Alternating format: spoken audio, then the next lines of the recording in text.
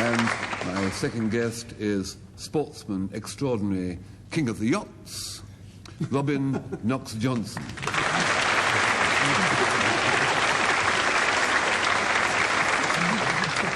Let's see if the service is as good here as it used to be. Yes, it is. The first word is Pomelian, or they'll pronounce it umpteen different ways, but Patrick Campbell and his team will define it 3 different ways. 2 of the definitions will be false, 1 will be true. That's the one that Frank and Co. will try and pick out. So, Patrick, what about this word? A Pomelion. It's a high-backed saddle. It was favoured by a tribe called the Goharoth. The what? Goharoth. Thank you. Next. The tribe of nomadic Spanish horsemen. They waged a good deal of guerrilla warfare in Andalusia in the 16th century. You've been misled. Now, a Pomelion. It looked rather like a kind of medium-sized armchair from the Athenaeum Club. Because without the legs, the horse had the legs. But the trouble with the Pomelion was it was so heavy it kept getting underneath the horse's stomach. And there's a wild story among the Goharoth. Do tell us. That one saddler... Don't worry. Took the juice of the century plant, you know, this giant cactus thing, and tried to make a glue in order to glue the saddle onto the back of the horses. Glue. It failed to work. Michael Jayston, your go. A Pomelian is the round iron knob about the size of a grapefruit that can be found at the blunt or non-firing end of a muzzle-loading cannon, such as was used at Trafalgar on the HMS Victory. It is not an ornament. It's used by the gun layer. He grabs hold of it and swivels the gun so that he can direct fire at the enemy. That's the way to do it.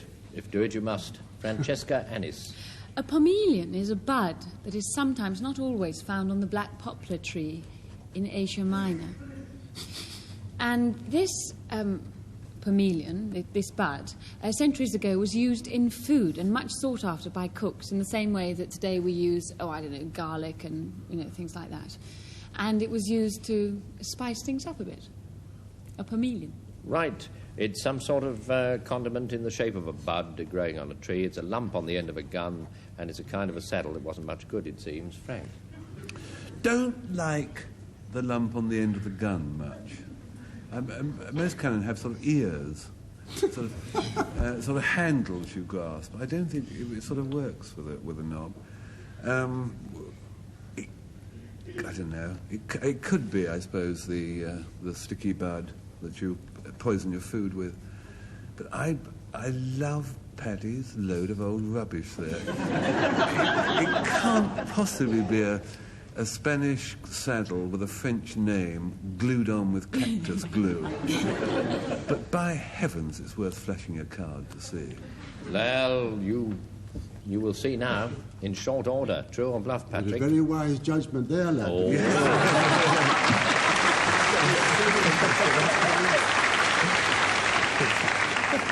The logic was unimpeachable, Frank, but it's nothing to do with logic, is it? As you've learned. Now, who gave the true definition? Which of the others? Here he goes. It is. There it is, the lump on the gun. You're going to walk the fence, lad. Lump on a gun, sort of ball at the end of it, no doubt manoeuvred, as Michael told you. Now you have spang-hew or spang-thew or anything. Frank? Lost our service, haven't we? Spang-hew is very useful. It's a sort of multi-purpose tool used by drovers to make sure that their cattle had happy feet. You know those things. You know those things that one used to have on penknives to get Boy Scouts out of horses' hooves. Well, this is the sort of thing that carves off the bone or gets stones out when they're bringing the cattle down to the bull ring at Birmingham or wherever they bought the cattle. I'm not going to fill that in any further. It's quite clear what it is. Spang-hew. Yes. Right. Robin Knox-Johnston, what do you say? Well, spang-hew is a North Country verb. North Country verb. Describing what is presumably a North Country recreation namely making or causing a frog or toad to leap into the air. They do that anyway, don't they, really? Yes, but this is the North Country way of making them do it when you want them to do it. Ah, that's the North for you. Unfortunately, speaking as a Southerner, I've never seen them do it. But presumably you stamp your foot or shout alley-oop or something and cause this frog or toad to leap into the air. Spang Hugh. Pamela Harlech, your go. Well, now a spang, Hugh. This is used as a surgical splint. You can use a plank, you can use a curtain pole, you can use a broomstick, if you wish. Toothpick. Toothpick. It's a very small. Very good, toothpick. And it can also mean to set with a splint, a broken bone. Now, in ancient times, there was a man who went around picking up riders after the cavalry charge, and he was known as a spang hewer.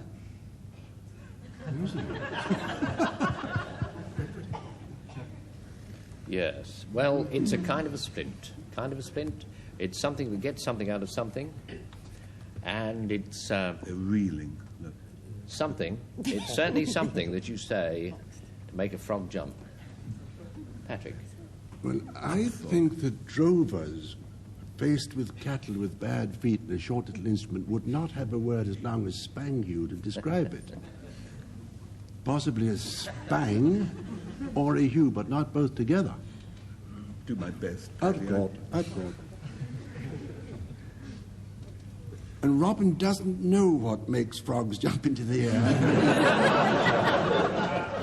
Sitting on a drover's tool. We've heard some drivel here.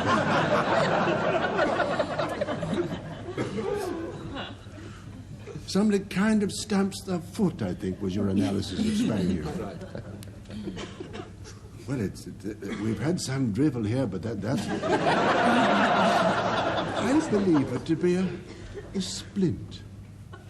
A type of a class of a species of a splint. Pamela Harlech, you've said more or less that. True or bluff? 1, 2, 3. No.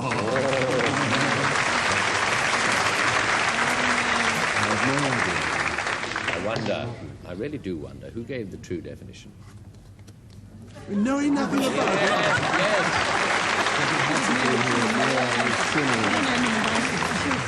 Spang-hoo is really a way of making a frog jump, a work of supererogation, really, but there you are. Malmini is the next word, the score standing 1-1, by George. Michael Jayston. Malmony is the action, although Malmanists, those who practice Malmony, would probably call it an art, of spreading clay, or a mixture of clay and chalk, around the outside of a house to seal it. And it's mainly practiced in southeast England and Derbyshire, where the bricks are porous, and they would admit water or damp. Right. Francesca? A Malmini is a song or a chant of grief that is usually sung at funerals, which is sometimes accompanied by, gnashing of teeth and the whipping off of your clothes to show rejection of material goods. And you can also have Malmenianists, which are the people who are hired to go along at these Eastern funerals. And that Eastern, that'd be about Suffolk, would it? It has been heard of, yes, to be performed at Suffolk, and that's a Malmini. A hint of Eastern misery. Patrick, what do you say? Malmeny. It's got a sweet sauce. And there are two kinds of it.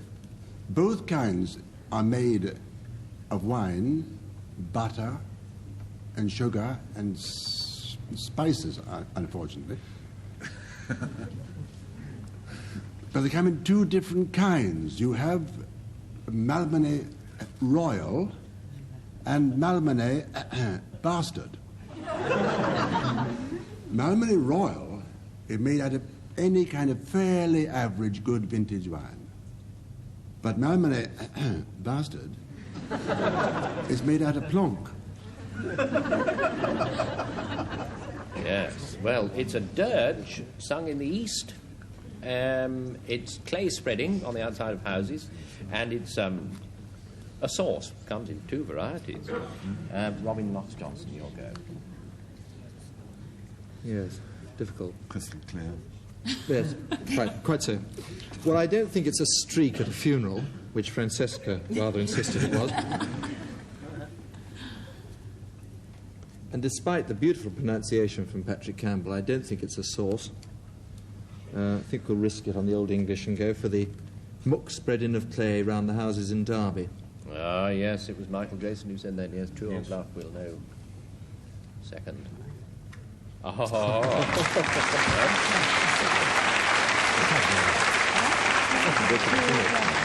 Such a thing has never been seen in Derby. Who gave the true definition of this word? Frenchie?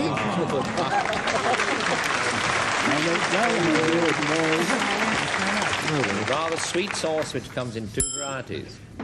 And here we have the score standing 2-1, juk, anything. Robin. Well, a juk is a verb, again, which, like bubble and squeak, imitates a sound. And the sound that this particular word is meant to imitate is that of a partridge. Now, if you're a hunting man, you'll know. The partridge is said to juk when it's disturbed, and it comes streaking up out of the ground, terribly quick, and difficulty getting your gun onto it. And it's a sort of half-startled sound from a partridge when it's disturbed, a juk. Out of the side of its mouth. Just done it once, just one. And just out of the side of its Just mouth. one juk. I've Not never heard juk, of juk. No, I've never heard of juk, juk, juk, or juks. Well, it's only startled once, so it just says jug. Well, a juk, or juke, J-U-Q-U-E, is an old name for the queen at chess. And this is where it derives from the Persian jukwa, meaning counselor. To quote from Chaucer's Death of Blanche, "And when I saw my duke away, alas, I could no longer play." Good Lord. That's Chaucer. Chaucer. Oh, there were days, when nothing would Saucy. come and It's scribble, Lord scribble, Guy. scribble. Or Yes, it- it is rather. Yeah. Or Frank. it isn't Chaucer. Oh. Consider Yes? the plight of the baker. He's put his long wooden thing and got his bread out of the oven, which is all hot. And at the bottom of the oven, you've got these toasted breadcrumbs and stuff. What to do about it? What he does, you see, he gets a pole and wraps a bit of wet rag round the end and pushes it in and cleans his oven, and it goes in cold and wet, and it comes out hot and wet. And that improvised baker's... I'm losing sort of confidence in Seldom heard improvised baker's an mop improvised baker for at the cleaning an oven is a juk. Oh, no. Well, it's a baker's mop for cleaning an oven, must need one. Partridge noise, they have to say something, and it's an old-fashioned term for the queen in chess. Michael, Well, I've seen a lot of partridges, and I've never heard them going juk, juk, juk. where have you seen them? I wish you'd tell me. Oh, zoos and things. Oh, yeah. I was inclined to think it was the Persian queen at chess, but the quotation didn't sound Chaucerian to me. So I'll have to plump for the ridiculous mop that was used by bakers. The mop Frank Muir. of which Frank spoke so feelingly. True or bluff, Frank?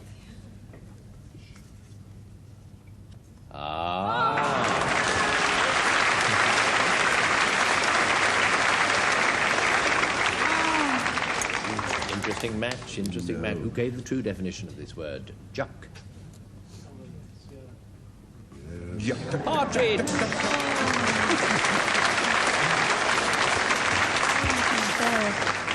Should you be lucky enough to hear it, it's a partridge noise. 2-all. Yes, they even went before I rang the bell. That's what I do call service. Lancaster is the next word. Francesca. A Lancaster is a lard cake, or a lardy cake. for which, among other things, the ancient northern city of Lancaster is renowned. Now, the Lancaster is very similar to the lardy cakes, or the lard cakes that we get down here in the south. But the big difference, or the little difference, I would say, is that the Lancaster is round, unlike our lardy cakes, which are square or oblong. No. Yes. London lardy cakes you speak of there, eh? Oblate circle. No. Before we go into that, deep water indeed, Patrick, will you take over? Mr. C.W. Lancaster, year 1850, invented a cannon with an ovoid barrel. Not a round one, but egg-shaped. The unfortunate cannoneers had to cast egg-shaped cannonballs. Because if you put a round one, you get it bunged halfway down Mr. Lancaster's pipe, wouldn't you? Yeah. The same with chickens. Once you could get the sharp end of the armchair, you get the sharp end coming out first. It went quite a long way, around about 10 yards with the wind behind it. And the lads handling Mr. Lancaster's gun called it the deleted Lancaster. Michael. Lancaster is a telegraph pole of the kind that used to flank most main railway stations, having 2 or 3 cross trees with lots of large number of telephone wires going through them. And it's believed to have got this name because telegraph poles of this type were first used on the Lancaster and East Yorks Railway. Yes, well, it's a lardy cake, and it's an old-fashioned telegraph pole, and it's a field gun in the shape of a rugby football. Pamela Harlech. Well, I'm worried about that egg-shaped cannon. I don't think anybody'd ever believe an egg-shaped cannon would work, even with egg-shaped cannonballs, somehow. I don't know. I can't believe that one. And the telegraph pole, just because it was on the Lancaster Railway, I don't know. I'm going to go for the larder cake. The lardy cake? No, it was Francesca Annis who spoke of that. True or bluff? Are you sure? Yeah. Don't want to ask that question too often, my love. Ha ha ha!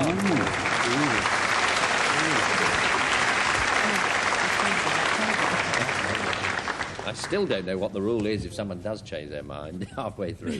So, who gave the true definition? You won't believe it, I bet. If you get the sharp end coming out first, it knocks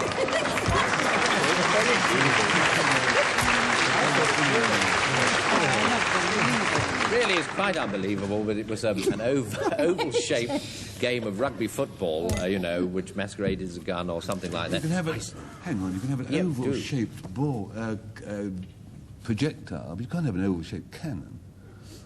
Old Lancaster did. Oval-shaped. Never worked, of course, Frank. I mean, it just 8 blew out feet the wrong with end. the wind behind it. If you get the pointed end out first.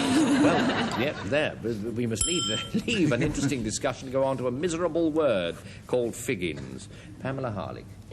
Well, figgins, or figgines, is the name used by those in the leather trade who, for the thin shavings, which were shaved by the currier off the skins. And in Victorian times, small bundles of these figgins were sold for domestic use for polishing silver. Yes, Frank? Figgins. Figgins is an expletive.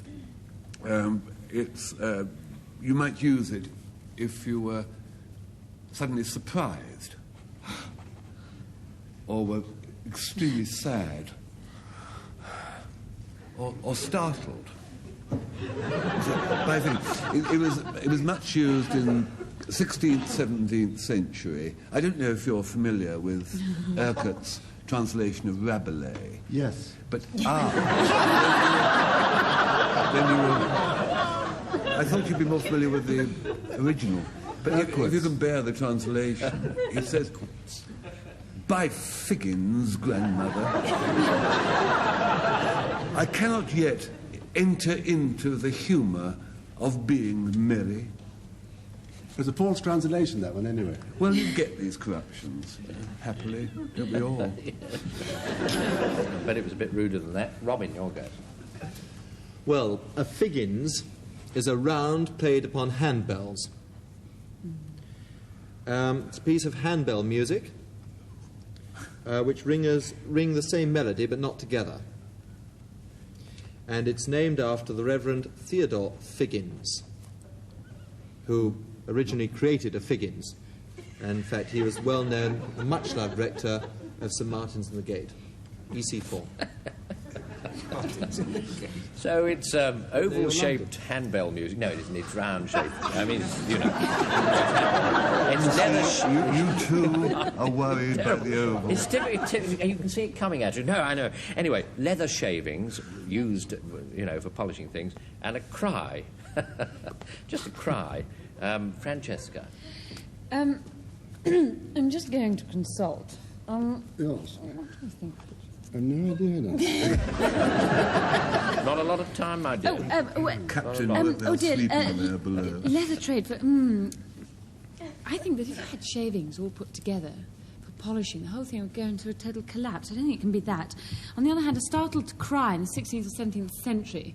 I've never come across that either, I'm afraid. I don't think it could be that. And round bell... No, what? Played on handbell. The Reverend You Figgins. must now Yes, choose. Jump. Okay, I'm going. Not yet, we're not finished. I'll go for handbells. Handbell music. Robin, to a bluff. Very quickly, if you please. It is the life. Oh, no, I'm going. Ah. And may we have quickly the true definition. By my Figgins. Not your Figgins yet.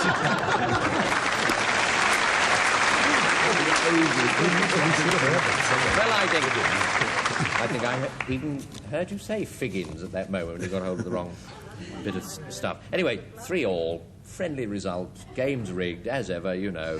So there. Applaud them both, if you please. Thank you very much.